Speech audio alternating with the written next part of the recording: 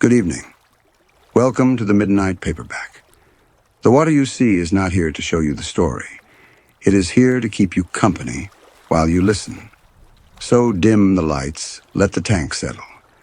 And when you're ready, let's open tonight's paperback. Tonight's paperback. The Deed Signed in Wet Ink. Part 1. The File No One Claimed.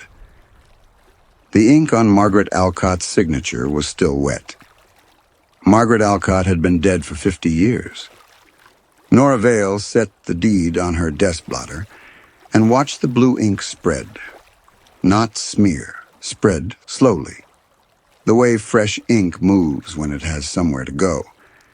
She had opened 4 other files that morning without incident.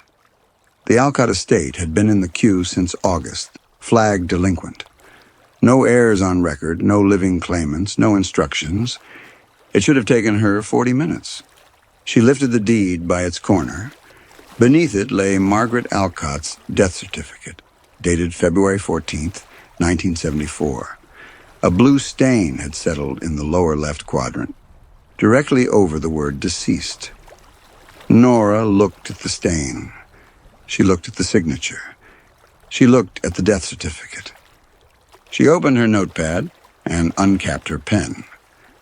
Nora Vale had been a probate specialist for 12 years, which was long enough to know that every strange thing in an estate file had a mundane explanation, and long enough to know that finding it was a matter of being thorough rather than clever. She had handled houses with 2 owners, houses with disputed signatures, houses where the deceased had filed documents after their own recorded death, clerical error mostly. Occasionally, deliberate fraud. She had handled one case where a man had paid his own estate taxes from an account he had no legal access to. Another where a woman's will had been witnessed in a hospital where she had never, according to the medical records, been treated. Both had explanations. They always did.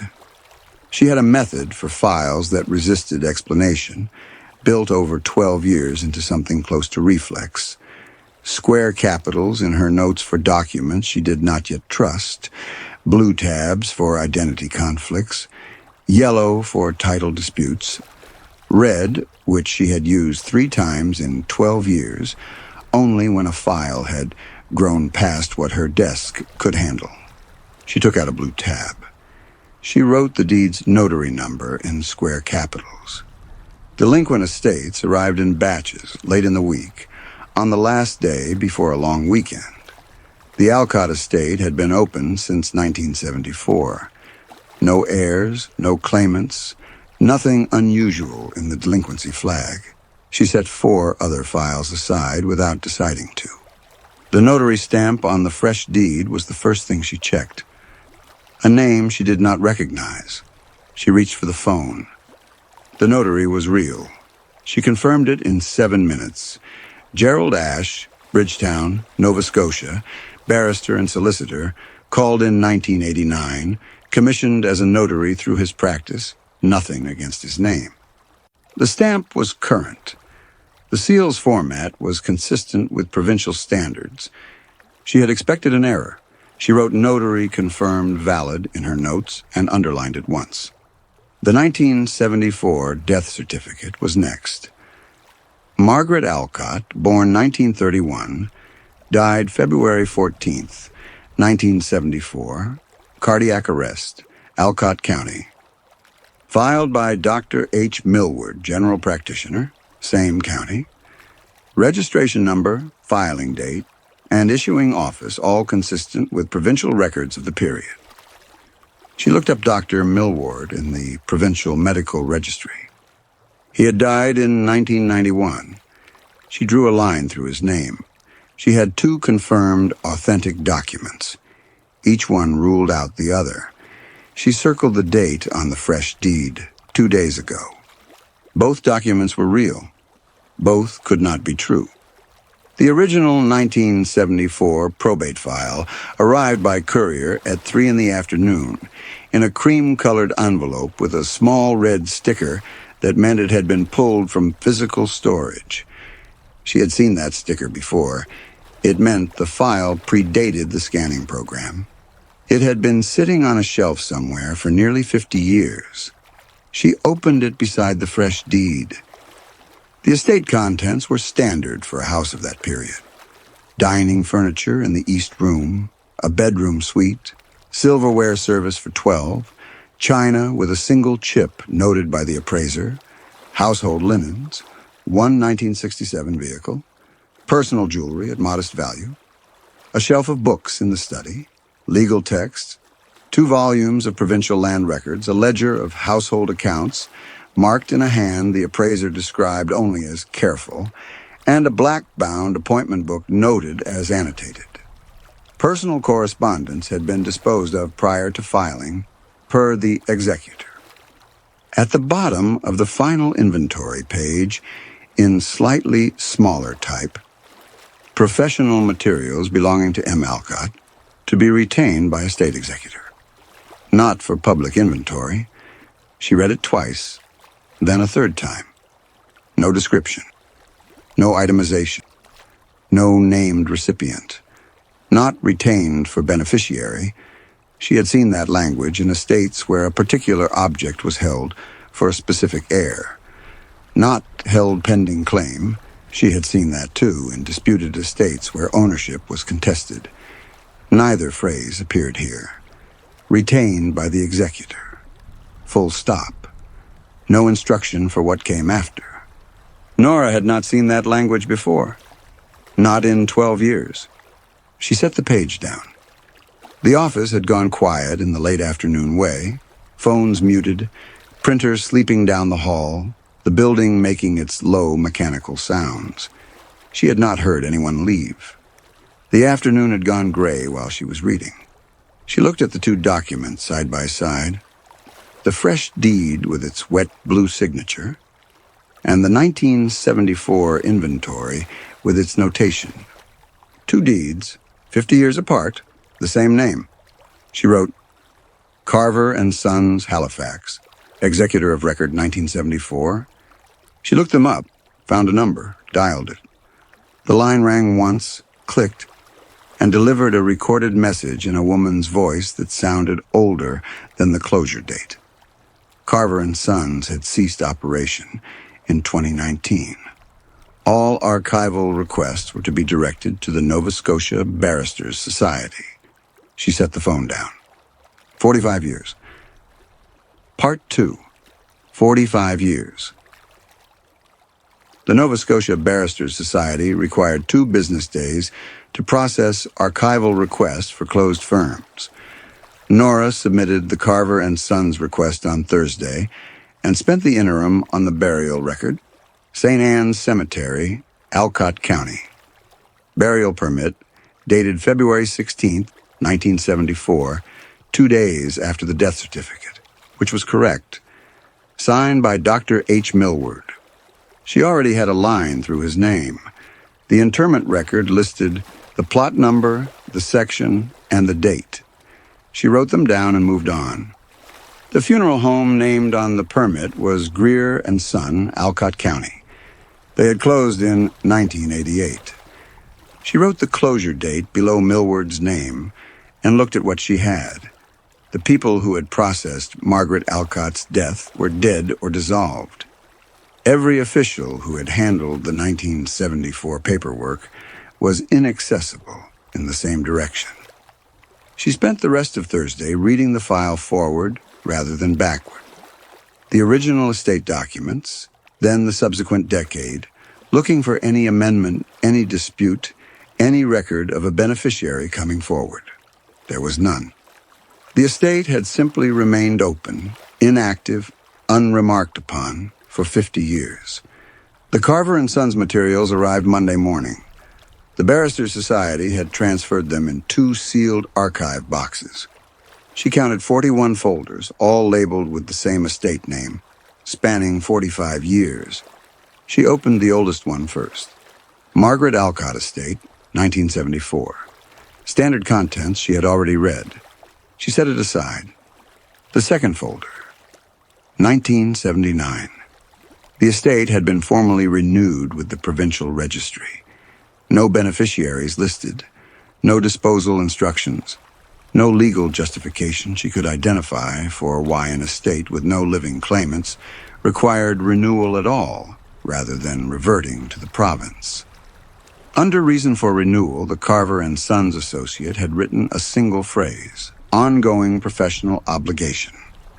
She opened the 1984 folder. Different associates' handwriting, same phrase.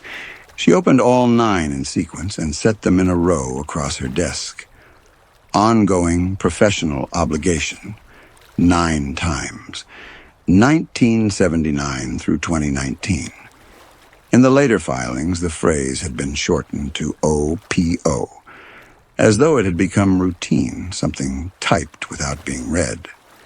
She tried to establish whether the phrase appeared in any other estate on the provincial registry. She searched the public index. No results. She searched the Law Society's published guidance from that period. The phrase did not appear. It was not a legal term. Someone at Carver and Sons had invented it, applied it to this estate alone, and renewed it 9 times over 45 years. And no clerk at the provincial registry had ever queried it. The Barristers' Society had given her a forwarding number for the firm's former partners. She called it. A woman answered and transferred her to a voicemail that was full. The society confirmed that neither former partner had responded to any external inquiry since the firm's dissolution. She wrote their names below her column of closures. Millward, 1991. Greer and Son, 1988. Carver and Sons Partners. Unavailable, the OPO never explained. Every institution that had touched Margaret Alcott's death in 1974 was gone in the same direction. The column looked, by the end of the page, like a list of things that had agreed to stop answering. She opened the last box, the 2019 transfer document. The firm's final partner had signed the estate to a private individual for ongoing management. Name, Elaine Marsh. An obituary notice appeared within 2 minutes. Elaine Marsh, age 93, died October 30th. No surviving family listed, no occupation. A brief notice placed by what appeared to be a solicitor, formatted correctly in the appropriate publications, but carrying nothing personal. No birthplace, no hometown, no mention of early life. She was remembered, the notice said, for her quiet life and her garden. Nora noted the date, October 30th. The deed had appeared in her queue on November 1st. 2 days. She searched the provincial voter rolls. Elaine Marsh, Bridgetown, registered 1978. Property records, a house at 44 Carver Street, Bridgetown, purchased 1976. A library card registered in 1977. A hospital admittance record from 1983. Reason for visit not noted. Standard rural practice for the period. A property extension permit filed in 1989, listing street-facing additions to the house. The permit described the purpose of the new room as study. She searched further. Driver's license, provincial health card, school enrollment, tax filings from the 1960s and early 1970s. Before 1975, there was no Elaine Marsh in any Nova Scotia registry of any kind. She wrote, first record, 1975. Nothing prior, and underlined it twice. A woman could arrive late in public record for many reasons: cash transactions, private rental arrangements, institutional gaps in rural record keeping. It was unusual to have no trace at all before a given year. It was not the same as impossible. She looked up the address of Gerald Ash, the notary who had certified the fresh deed. Bridgetown. She found his office number, Carver Street, number 19. She called the number. It rang 4 times. She was reaching to end the call when a man answered, in the unhurried voice of someone whose phone did not ring often. Ash Law Office. She gave her name, her firm, her registry number. She told him she was calling about a deed he had notarized in late October for a property in Alcott County. There was a pause. "The Alcott deed," he said. "Yes." She asked him to describe the appointment. "An elderly woman," he said. "Alone. No appointment booked." She had simply come in, mid-morning, with the deed already prepared. He had reviewed the document, witnessed the signature, applied his stamp. The whole thing had taken less than 15 minutes. Did she identify herself? "Margaret Alcott. You verified that?" The pause this time was longer. "The documentation was in order," he said in the flat voice of a man who had decided some days ago not to ask himself the question again. Nora wrote documentation in square capitals and did not press. Notaries kept records.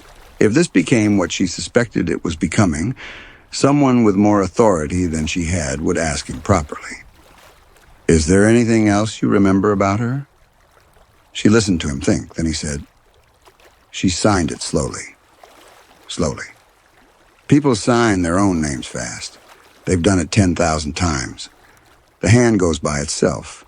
Most of them are looking at me or out the window while they do it. He stopped for a moment. This woman watched the pen the whole way down the page. She wrote her name like she was copying it from somewhere, checking it as she went. Nora looked at the deed on her desk. The even blue letters, the careful, unhurried name. And when she finished, Ash said, she looked at it for a while. The signature, longer than people do. Then she said, and I remember it because it was an odd thing to say, she said, "There. That's the last of it." Nora asked what he thought she had meant. "I assumed the paperwork, estates. Old people are always finishing paperwork." He asked if there was a problem with the filing. Nora said no. It was the first thing she had said all week that she did not believe. She thanked him and ended the call, then sat for a moment with her pen above the page. The appointment had been the morning of October 30th. By that evening, 19 doors up the street, Elaine Marsh was dead. She pulled the 2019 transfer document and set it beside the deed. Elaine Marsh had appeared in Nova Scotia records in 1975, 1 year after Margaret Alcott had been buried. She had maintained the estate from 2019 until her death. And on the morning of her last day, an elderly woman had walked into a notary's office on her street and signed Margaret Alcott's name in person. Nora's notes covered 2 full pages, square capitals throughout. She spent an hour writing the chain, then read it back once, the way she read documents she did not yet trust. Margaret Alcott died February in 1974. Carver and Sons, executor, maintaining the estate under a phrase with no legal basis, renewed 9 times over 45 years, transferred in 2019 to Elaine Marsh, no records before 1975, born by her obituary's arithmetic in the same year as Margaret Alcott, dead on October the 30th. An elderly woman signing Margaret Alcott's name at a notary's office on Elaine Marsh's street. The morning of the day Elaine Marsh died. The deed arriving in the provincial queue on November 1st. The ink still blue, still fresh. The document in front of her was a fraudulent death record. That was the correct legal description of what she had found. Her professional obligation was clear. She was required to flag the discrepancy. The estate could not transfer on the current documentation. She needed to file a report with vital statistics. That report would trigger a review. The review would become a criminal matter the moment it confirmed the 1974 certificate was inaccurate. She knew the correct procedure. She set her pen down. If she filed the correction, an inquiry would open into the woman buried as Margaret Alcott in 1974. That woman would become, officially, an unknown. A cold case 50 years old, with no living witnesses, no physical evidence other than a grave in Alcott County and a death certificate she was about to declare fraudulent. The inquiry might produce a name in a month. It might run for years and produce nothing at all. She thought about the 9 folders. Ongoing professional obligation.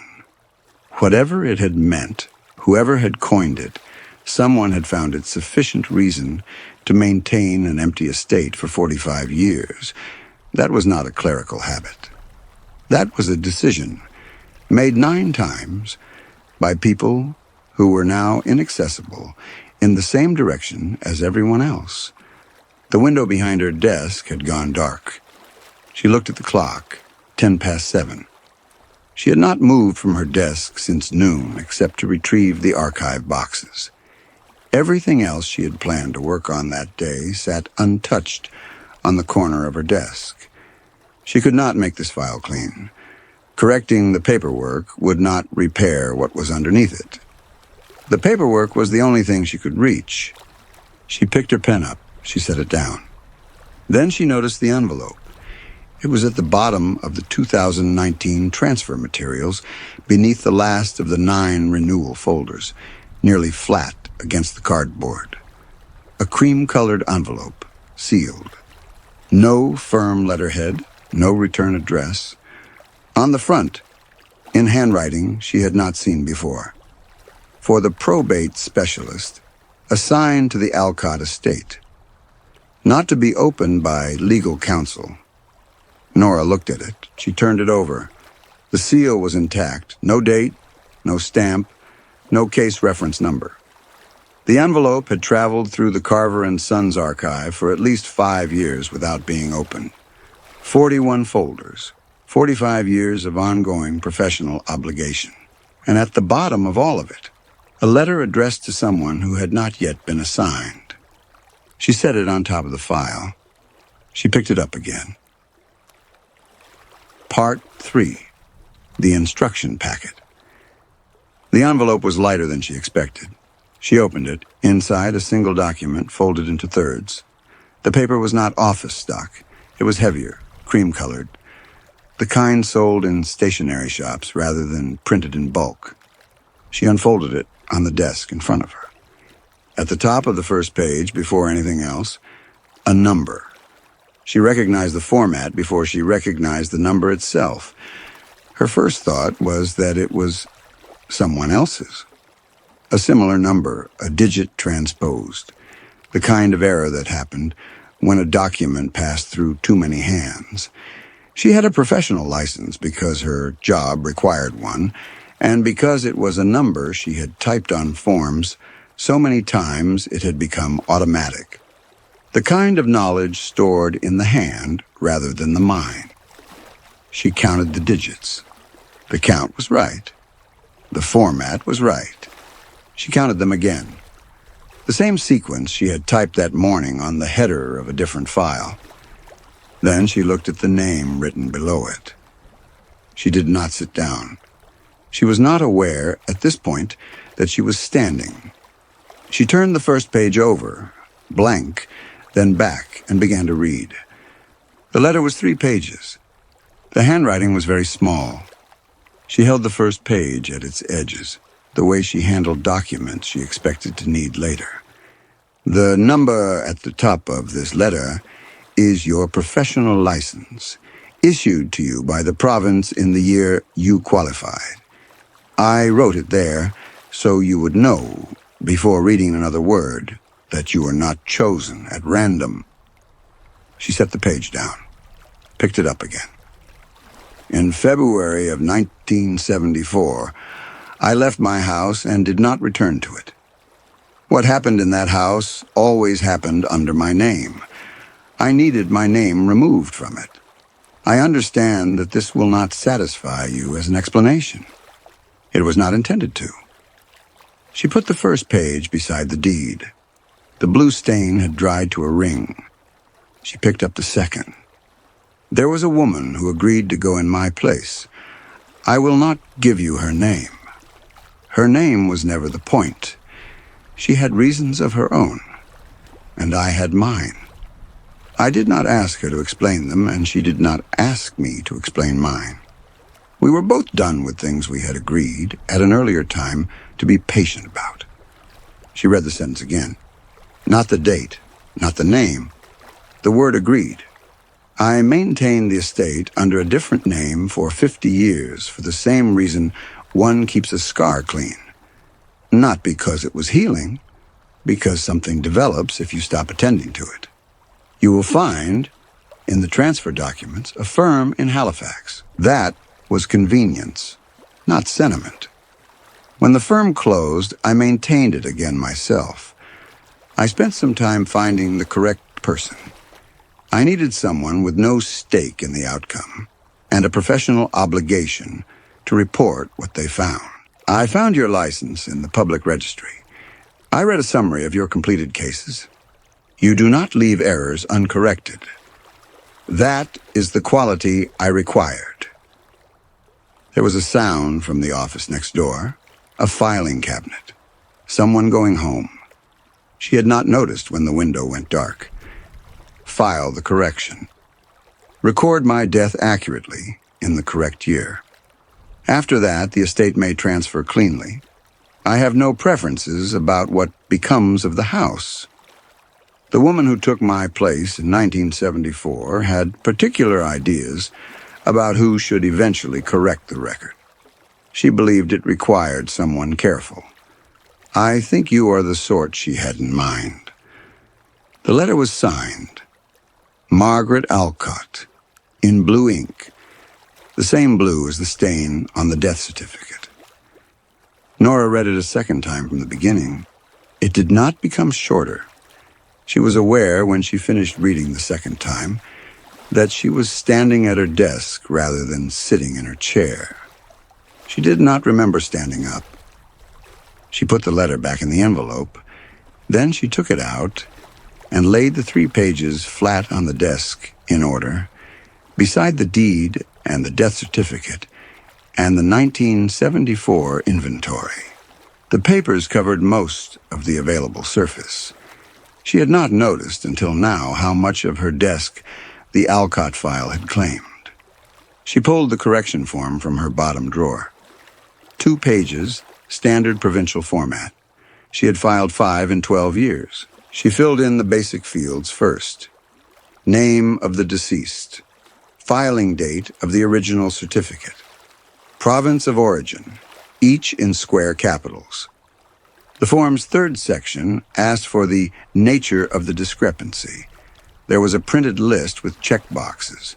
Transcription error, incorrect date, incorrect identity, administrative duplication. She checked incorrect identity. She checked incorrect date. She checked other as well because none of the options were large enough. In the notes field, she wrote, Death record inaccurate. See attached documentation. The 4th section asked for the professional basis of the claim.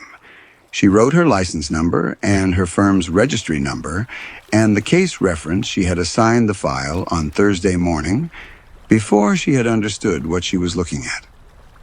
The 5th section, estimated date of deceased's actual death. She wrote, October 30th. The 6th section, if the identity of the person recorded under the incorrect filing is known, provide details below. She looked at the field for a long time. She put the pen down.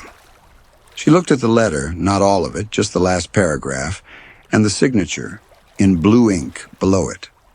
She looked at the blank field. She looked at her own license number at the top of the first page of the letter. The street outside was quiet. She was aware of it in the way she was aware of the office being empty, as a background fact, present, neutral. She picked up the pen. She pulled the correction form toward her and read what she had written. The deed had not been about property. A property deed transferred ownership of a house. This deed had done something else. It had put a name back into the official record. Margaret Alcott. alive enough on the last morning of her life to walk to a notary's office on her own street and sign her real name for the first time in 50 years. That was the wet ink. Not a mistake, not a forgery. A woman in her last days, signing herself back into existence so the record would have something to correct. The question Nora had started with, how does a dead woman sign a deed, had been the wrong question. The answer was not supernatural. It was methodical. In probate work, agreements were the substance of everything. They required witnesses, recorded intention, signatures on the correct lines. What Margaret had described was an agreement with none of those things. Unwitnessed, unrecorded, made in a house in February of 1974, and carried forward for 50 years by two women who had each, apparently, decided their reasons were sufficient. The other question was smaller and worse. She read the third fragment of the letter again. There was a woman who agreed to go in my place. The part Margaret had not explained, and had not been asked to explain, and had clearly decided, in the writing of this letter, in the 50 years before it, was not hers to give. Someone had agreed, had stood in a house in Alcott County in 1974, and decided that her reasons were sufficient. The word was agreed. The signature on the deed was dated October 30th. The deed had entered the provincial queue on November 1st.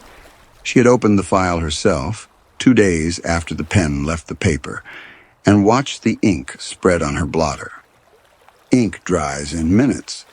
She knew that the way she knew anything that had never needed checking. It was the one entry in her notes she had no column for. She did not write it down. In the blank field, she wrote 2 words: identity unknown. The last page. The correction form was complete. 2 pages filled front and back, with the letter and the deed and the 1974 death certificate attached as supplementary documentation. She read through it once from the start. Death record inaccurate. See attached documentation. Estimated date of deceased's actual death, October 30th. Identity unknown. She had typed identity unknown into the electronic provincial records form as well, the one vital statistics would receive first. It was the most accurate thing she had written all week. It would not tell anyone anything they had not already failed to know for 50 years, but it would be on record. Official. The absence would have a name. She set the completed form beside the file. She could still close it.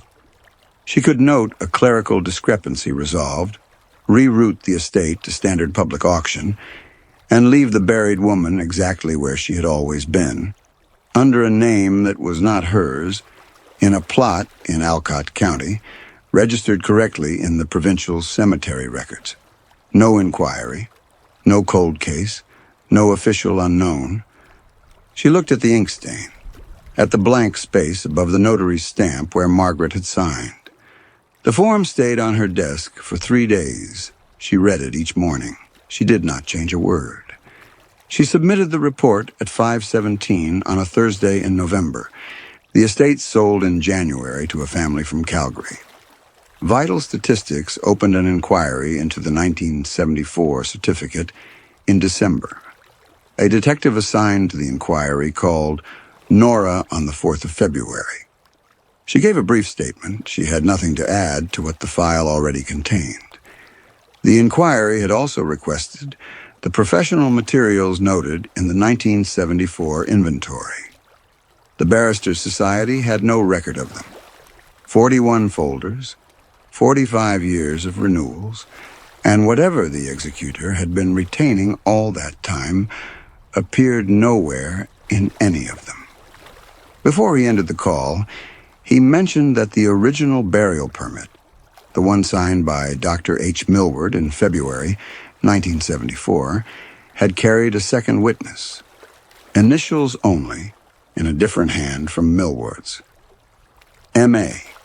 She wrote them on the back of the Calgary sale notice. Margaret Alcott had witnessed the burial of the woman buried as Margaret Alcott. She had signed the permit. She had watched. The detective said he wasn't certain what to make of it. Nora said she wasn't either. He thanked her for her time and ended the call. She looked at the two initials for a long time. Later that month, she spent an evening in the provincial newspaper archive reading missing persons notices from the winter of 1974. Nova Scotia first, then the Maritimes, then wider. Women in their 30s and 40s, last seen in January, in February, in the first weeks of March. There were more of them than she had expected. Any of them. None of them. She closed the database and did not open it again. In March, the family from Calgary wrote to the estate agent. They had found a box in the attic while clearing it for renovation. Old photographs, labeled on the outside with a single date. February 14th, 1974. They did not know who to send them to. There were no Alcott heirs. Nora gave them her office address. The box arrived on a Tuesday. She opened it the same afternoon. There were 9 photographs, white-bordered, with a slight curl of age. The house in winter. The front steps with snow. Rooms she recognized from the 1974 inventory descriptions. The kitchen, the dining room, the hallway. The house as it had looked while it still belonged to someone. In the last photograph, 2 women stood in the doorway. One she recognized from the provincial records. The obituary photograph she had looked at so many times, it had become a reference image. That was Margaret. The other she had never seen. She was standing slightly behind Margaret, one hand at her side, the other at the doorframe. She was looking directly at the camera. Not at Margaret, not at the house. At the camera with the steadiness of someone who had decided, before the shutter opened, how she wanted to be seen. Nora set the photograph on her desk. She thought about the word agreed. She did not know if Margaret had ever told anyone the woman's name. She did not know if there was a family somewhere who had spent 50 years not knowing where she had gone. She did not know if finding them would change anything after this long. She put the photograph in the Alcott file. The file was 6 inches thick. It was still open on her desk. She had not been able to close it. She set the deed on top of the photograph. The ink, where it had settled on the death certificate, had dried to the color of a bruise. And that is where tonight's paperback ends. You've been listening to the Midnight Paperback. If this quiet shelf feels like home, subscribe and return after dark. Until the next story. Good night.